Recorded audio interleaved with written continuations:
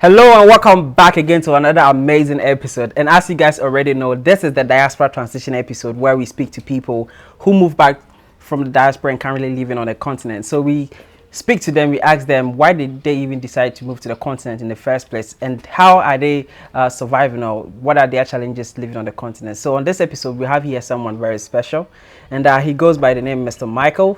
He moved from the US and he's currently living here in Ghana. So without further ado, Mr. Michael, welcome on the show. Thank you, April.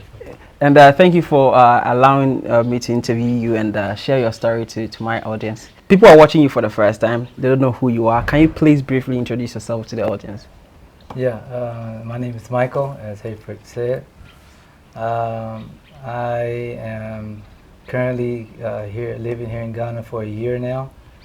I moved here to Ghana with my wife and our three youngest children, and we moved here from the state of Israel, which is where we lived for up to 18 years, 18 and a half, almost 19 years. And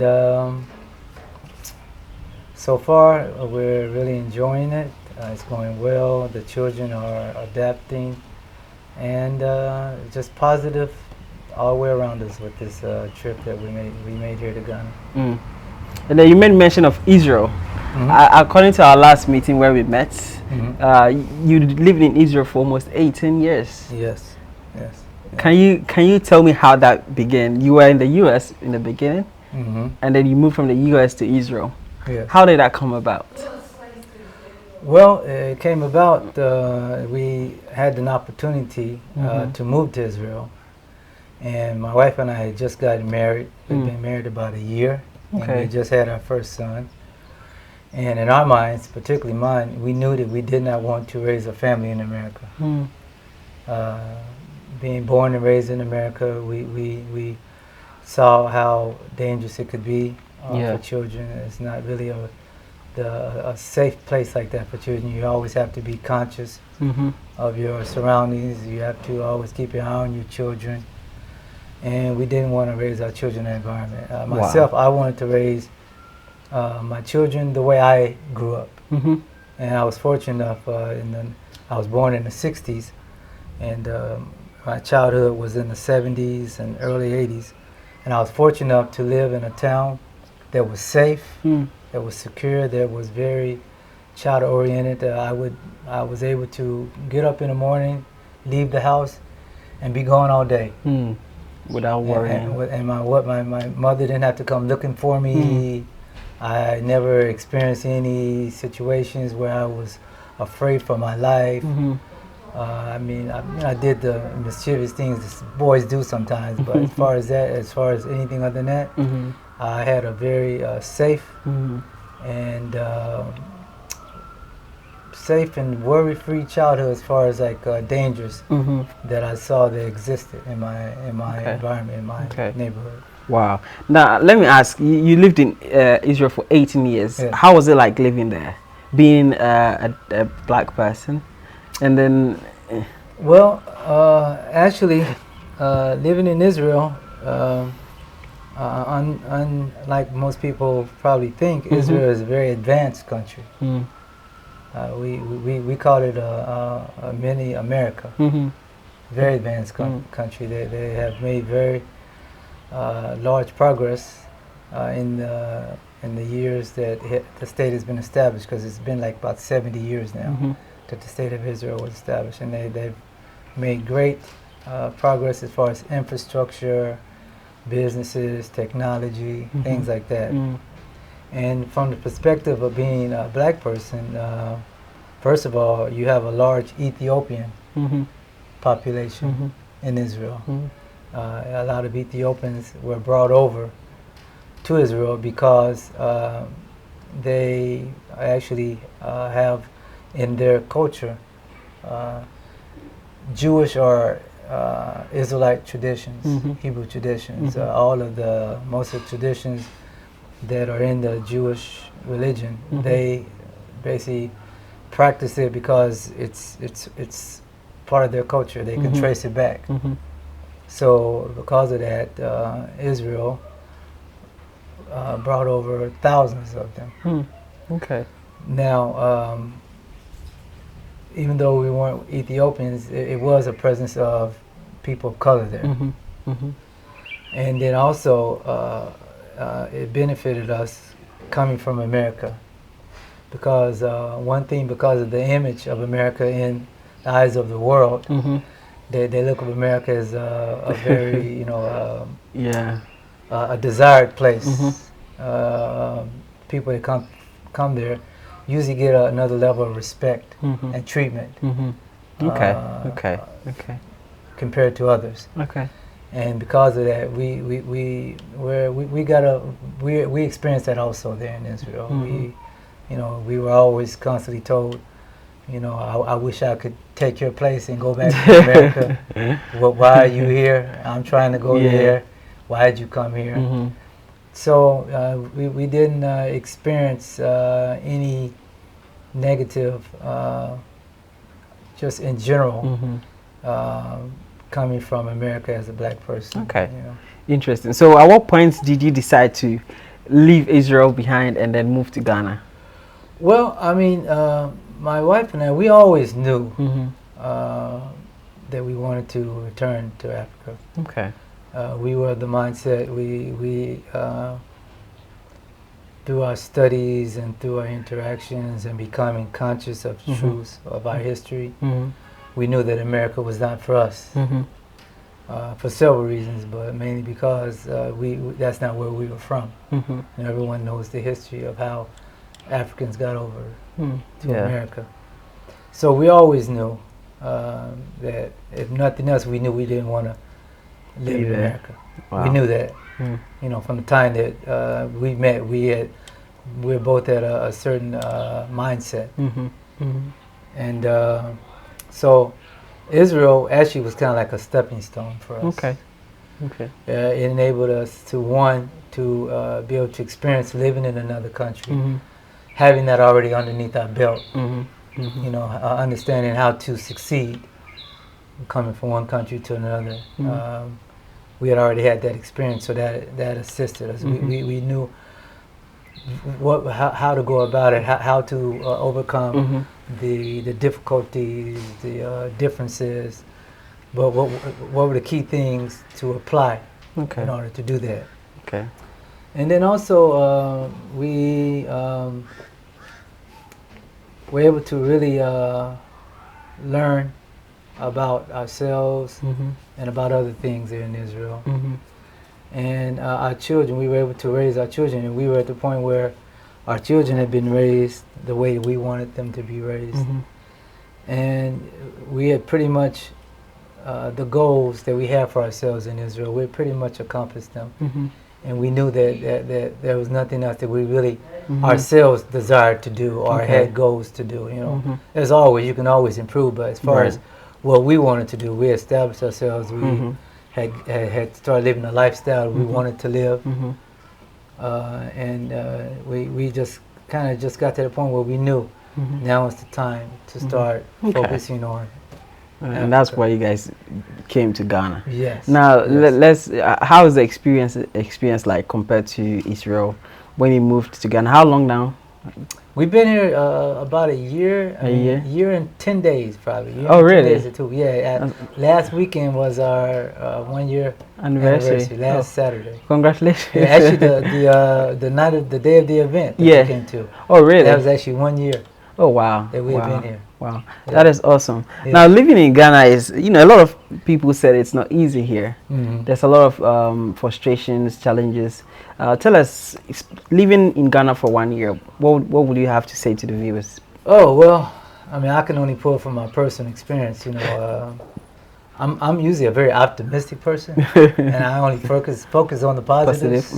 I really do that. That's just my MO, my mode of operating. Of course, there's challenges, but as I said, for us, living in Israel was very key. It was a major stepping stone for us, a major stepping stone, and a lot of the challenges that you run across here, we had already experienced those. One, things moving slowly. That was coming out of America. that was the first thing that really hit us in Israel, is that something, as far as like getting something done, you know, like either getting yourself in a certain health system, where in America you probably can get it done in one day. There would, and it take about 2 or 3 weeks, which I've been told. You know, we haven't gotten that route, but I've been told. You know, certain things that we've experienced, we have, you know, experienced the long wait time, the mindset of being patient. And not getting frustrated. You know, that's one thing. The traffic, of course. Yeah. But you know, like I said, you know, if you can take something and make something positive out of it, that's good. And for me, what the traffic has done for me, it has helped me be more patient. Wow, really? Yes, it has helped me be more patient. I can get behind the wheel of a car, and I can take my time, even though I know I'm going to be taking my time anyway. So I can take my time without rushing. I don't get so frustrated if there's a long line, or frustrated if another driver does something that is totally out of line as driving. So you're totally okay. I'm totally okay. I'm totally okay. So the inconveniences and the challenges is not something major that would make you be like, oh, I'm done. I'm not leaving. at all. Okay. Not at all. Not at all. I mean, I've had some experiences that were not pleasant. Okay. But nothing to the point where I was like, no, this is something I need to consider again for my family and I, whether or not we should be here. Okay. Nothing at all. Very interesting. Now, let me ask you this. You moved with your wife and then your children. Yeah. But I wanted to ask about your family, Yes. the extended family. Okay. How did they react when you told them you're moving to Israel and then also Ghana later on? Well, the first initial move to Israel was not met with popularity. A lot of them, they thought we were making a mistake. They were so-called concerned. Right. I know my wife's family, who when they first met me, they loved me. But then when we were moving to Israel, I turned into the bandit. I was not looked at as you know, a very good fit for my wife at the time, that I was leading her astray or whatever. I myself personally, I had, you know, some family members that, you know, they had concerns. But the ones that I spoke to and I explained to them my reasoning behind it, they understood. And then when you know, they saw that we were doing okay, that kind of the worry just disappears. The worries, yeah. Okay. Wow. Very interesting. What will you say has been the greatest lesson you've learned so far since you touched down in Ghana and 1 year after that? The greatest lesson that I've learned? Wow. I would say the greatest lesson that I've learned is realizing that here in Africa, we can really reach our full potential. Okay. If we really seek it. Really? Yeah. If we're really determined and willing and patient with it, that we can really. Are you trying to say you couldn't have done that when in the U.S.? No. No, really? Anyone that's lived in the United States as a person of color knows, as they call it, the glass ceiling. It's a glass ceiling. I mean, it's built into the system there. Wow. What are you seeing on the continent that the ordinary person is not seeing? Because a lot of people like yourself who have the experience living in the U.S. and other developed nations come with a very different perspective, where you guys have a different way of solving problems that maybe someone here have been tackling for a long period of time. So things tend to be way easier in a way because you come with experience. So my question is, what makes you see all these good opportunities and so many opportunities lying around without the hassle of, you know, being like, oh, I have to look somewhere else for opportunities? Well, part of it is coming here and you see a need for so many things. You know, come. You know, that's, you know, be honest, that's the benefit of coming from a country like America and Israel. Like I said, Israel is like a mini America. You know, you see the progress, you see the infrastructure, you see high technology, you see major business structures. You see pretty much every facet of a life that can bring you enjoyment, that can bring you pleasure, that can bring you amenities, you know, to make life better, to make life easier. You see that here, but you don't see it in such a vast way. You know, it's here and there. So there's so many opportunities here, and you can see that the welcoming that is received when you go and present what you would like to do, how you know it's received with welcome and anger and eagerness for you to come and try that. You know, willing to help. You know, so what are you currently doing on the continent in terms of business wise or work wise contributing? Well, first of all, I'm a teacher. That's my profession. I'm a physical education, or this short PE teacher. I call myself a sport fitness teacher, really, because that's really what I do. And I teach elementary, middle, and high school. That's awesome. So coming with that background experience, I told myself when I come here, I wanted to be a little bit more control over my life. As far as like my time, controlling what I do instead of being in a school system where my days are pretty much, you know, locked in at the school. You know, it's not like I can just like look about, I don't feel like going. You know, you understand? I'm having a job. So what I came up with, like a couple months before we moved, I was like, I want to provide tennis lessons.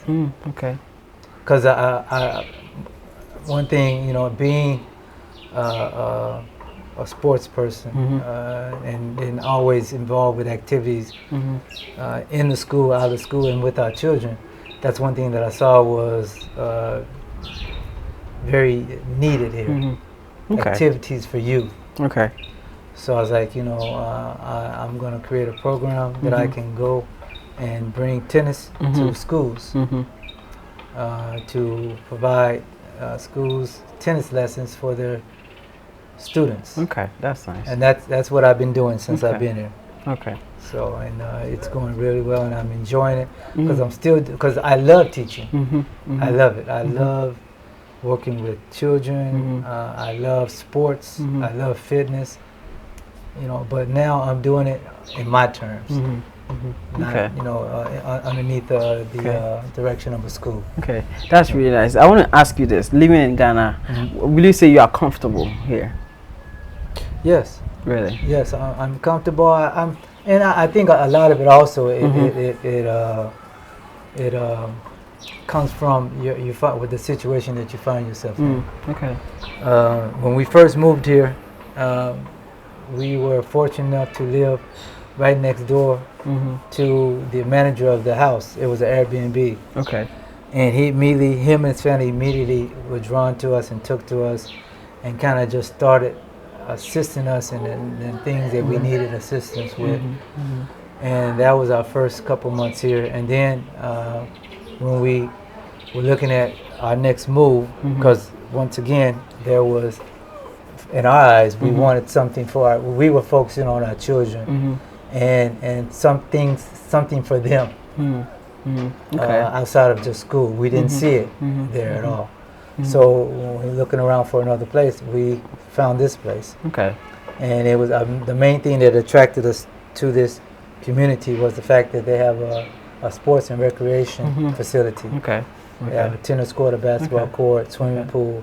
And it was like, this is something for our children that, you know, that they can go there and they can, you know, we have a sports family. Our boys, they play sports or everything. So They can go there, they can play sports, they can work out, they can swim. This is also an avenue where they can meet other children. Okay. So when we moved here, we had no idea that we would be moving into an ideal situation, not just because of the facilities over here, but we wound up meeting so many other like-minded people here in this area, outside of Accra, living in this area, or the Adenta area, or the Oyifa area, or the Abri area, and then also being close to Abri. Okay. It's very important. So yeah, we are in a good situation. Okay, so what would you give as an advice to people who are looking to move to the continent like you did with your family? Well, my first advice would be to come and visit. Okay. You know, it's definitely, it's important to come and visit. You don't want to just drop down in a place you've never been to before. I came and visited by myself, even though my wife and I had actually been here in 99. 1999, we came for our honeymoon. Oh, really? Yes, we got married in Israel, and we came here for our honeymoon. That was more than 21 years ago. More than 21 years ago. So we had been to Ghana before, but I came about 4 months before we actually moved, and I came by myself. Okay. And I was able to learn a little bit about Ghana. I was able to get familiar with the transportation system. I was able to kind of get an idea of how Ghana was laid out with TERRA and Accra. I didn't know so much about this place, but I knew about Medina and Adenta. So I came with at least an understanding. And then also I had made contacts also with like individuals in schools, because I was in the education department. So I had made contacts. So we came here with that. So I would say the first thing is to come visit. Okay. Now, I want to ask you this question. You seem to be, I like using this word, work long time ago, knowing you are, you said something about Jew, if I'm not mistaken, or following your roots and then going to Israel. That's a very long time ago. Yes. What made you realize quickly, and then what triggered that for you to start looking for who you are and then now following your route? Well, for me, that started when I think not my last term, but put like that, I had moved to Houston to go to school, and this was in 1989. I had moved to Houston, and that moving to Houston and starting school there, something came over me where I started reading more. I started wanting to improve myself more. I would read more than I did when I was like in high school. Okay. I would read, the first book I read was the autobiography of Malcolm X. It opened my eyes about who we were as a people. Then I started reading books about our history. I coupled this with reading books about self-growth, about how to be the best person you can be. Okay. About power of consciousness. Have your mind over body control, stuff like that. So that and then that led us to where we were familiar with the connection between people of color and Israel. Wow. Yeah. Wow. So Malcolm X triggered that for you. I would say let's see. You think Africa is a place to be? Africa is the future? Oh yes. Really? Definitely. Because most African youth are saying the otherwise. They want to go to the UK, US it's the paradise, they say. What do you have to say to those thinking like that? No, I if you look at especially the way the world is shaped up to be, Africa is definitely, because in Africa you don't have a system that just plugged that you have to be plugged into to survive. Okay. In Africa you have you have the opportunity to unplug from that system very simply and very easily. But also Africa, with all the resources that's in Africa, Africa always has the ability to be, you know, sustainable and a power in the world. You know, so if you know, we can just get that straight, which I actually sense that and feel it. Okay. You know, you can see Africa actually, you know, starting again to take its rightful place, you know, in the scope of the way this world is. Wow. If you have the chance to change one thing about on the continent here in Ghana, what would that one thing be? To change something, yeah. If I were to change one thing, I would change the countries, and each country would have a repatriation plan in place for its descendants who are taken away. Okay. That's the one thing that I got from Israel, and I appreciate from the state of Israel, is that they have what they call the year of return. In Israel? No, not the year of return. I forgot the name of it. The law of return. The law of return. Okay. And what that means is that if you are a Jew any place in the world, okay, you can come back to Israel and you can get support, you can get citizenship. It's an infrastructure in place to help you acclimate. Okay. But I think they did something similar in Ghana. They did something similar, but it's not to the magnitude where, you know, it's still a hassle. You know, you still have to kind of fight for certain things. You know, and I'm talking about, you know, citizenship. You know, basically being considered a part of the country. Okay. Okay. You know, you get residency, you work and all that, but to be considered a part of the country. But do you feel accepted being here? Do you feel accepted? Oh yes, okay. I feel accepted in general. I feel accepted, and you know, from the people that I meet. Also, even you know, the interactions I've had with officials and government. You know, in those departments where we had to go and you know, get certain things taken care of. You know, I felt accepted. Wow, wow. Would you say your moving to Ghana and the continent has been worth it for you?